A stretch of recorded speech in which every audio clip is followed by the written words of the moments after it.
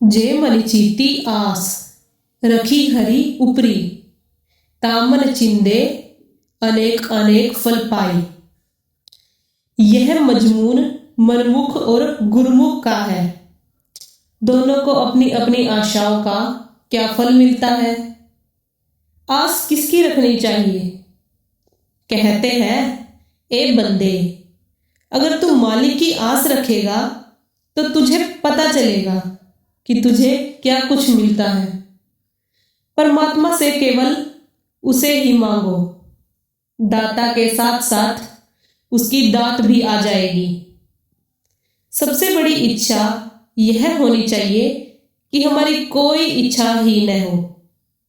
दुनिया की चीजें तो मांगते मांगते खत्म हो जाती है और उनके लिए दुनिया के सामने हाथ पसारना पड़ता है। दुनिया कब तक साथ दे सकती है? अगर तू मालिक की इच्छा करेगा तो मालिक तुझे ऐसी ऐसी वस्तुएं देगा जिनकी तुझे स्वप्न में भी कल्पना नहीं हो सकती। हरि जाने सब किछु जो जी वर्ते, प्रभु घालिया किसे का इक्कू तिल्लू न गवाई। यह याद रहे कि मालिक बेइंसाफ नहीं है।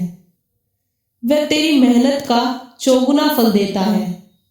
वह एक रत्ती भर मजदूरी भी नहीं रखता। दिल के अंदर जो जो बातें हैं, मालिक उन सबको जानता है। ए बेखबर इंसान, यह अच्छी तरह समझ ले, अगर तू उसकी याद में बैठता है तो वह उसका एवज होगा। जब एक मजदूर तक को रोज मजदूरी मिलती है तो क्या वह इतना बेइंसाफ है कि तुझे तेरी मेहनत ये कमाई का फल न देगा? हरि तिसकी आस कीजे मन मेरे, जो सब मही स्वामी रहिए समाई। मेरे मन आशा करी जगदीश गुसाई, जो बिनु हरि आस अवर कहो की कीजे। सा निफल आस सब बिरथी जाई। तू अपनी आस ऊंची रख, जहां आशा तहां बासा।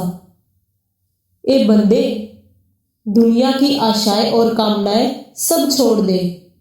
कब तक इनका आसरा ताकता रहेगा? इनका आसरा तो आखिर मौत तक ही ले सकता है। उसकी आस क्यों नहीं ताकता जो सदा तेरे साथ रहे?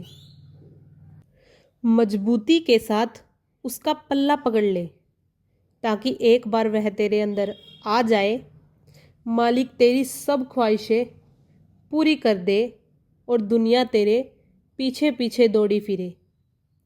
दुनिया का तो बिल्कुल परछाई जैसा हाल है। अगर इसके पीछे पीछे दौड़े तो यह आगे आगे जाती है, पर इसकी ओर पीठ फेर ले तो यह पीछे पीछे दौड़ती है। जो दिसे माइया मोह कुटुंब सबुमात, तिसकी आस लगी जन्मु गवाई। ईके किछु हाथी नहीं कहा, करी इही बपुड़े। इह का भाइया कछु न वसाई। दुनियादारों की आशाएं सब निष्फल जाती है। दुनियादार दूसरों के पदार्थ खुश हो कर लेता है, उन्हें भोगता है, पर यह नहीं जानता कि वापस देना पड़ेगा, उनका ऋण चुकाना पड़ेगा। दुनिया के पदार्थ मौत के बाद साथ नहीं जाते। मनुष्य सारी उम्र मोह माया की झूठी आस में अपना जन्म गवा बैठा है। घाटे का सौदा कर लेता है।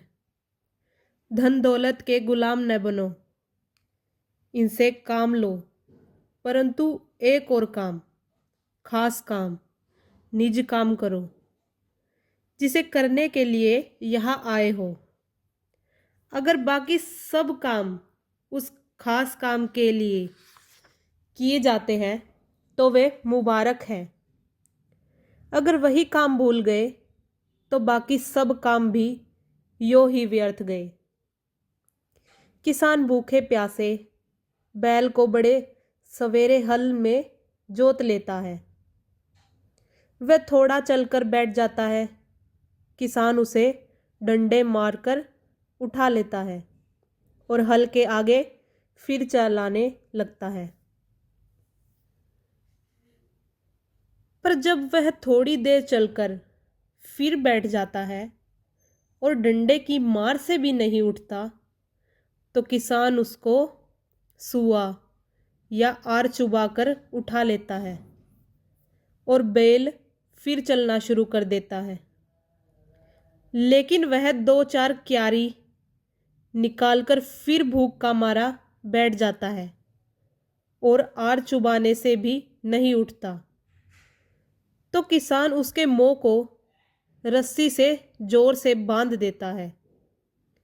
जब उसका दम घुटने लगता है तो वह जल्दी से उठ जाता है और फिर से हल चलाने लगता है। किसान उस पर जरा भी तरस नहीं खाता। यह तकलीफ बैल ने क्यों पाई?